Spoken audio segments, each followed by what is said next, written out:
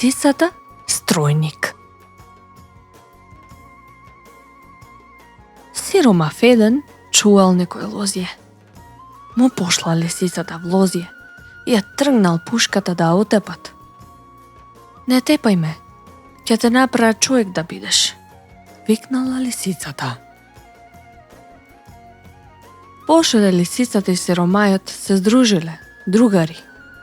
Лисицата отишла стројник за сиромајот, кај некој цар што имал девојка за мажине.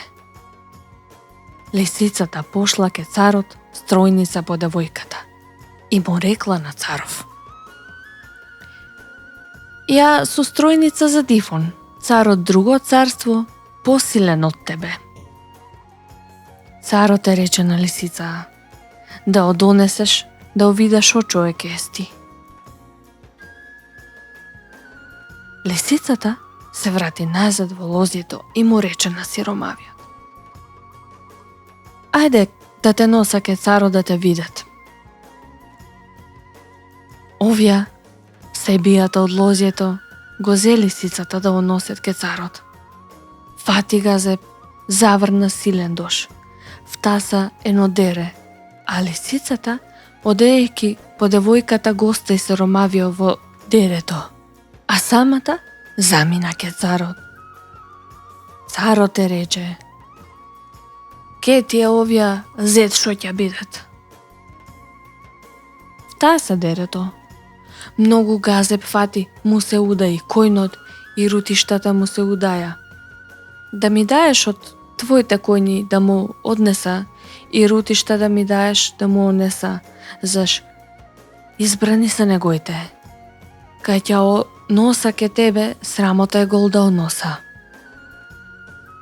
Царот ја пушти лисицата да одберат рутишта, во дебојот царски ја пушти во кледо да одберат коњ. Лисицата одбра и коњ и рутишта за да опромена сиромајот и донесе до дерето.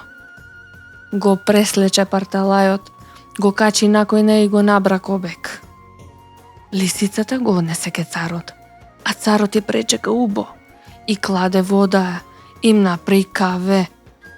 Парталајот веднаш го шмркна кавето од финџалот, заштото не видел каве. Царот е рече на лисицата: ка не дотуе ми се чини тоа. Еми царе, го лупа дерето многу. Преземната ести и се смете. Од теа оке брго го испи кавето и рутиштата твои и којно твои не ти бендисуат. Негоите беа побај. Царот се подзамисли и се поверува на лисицата.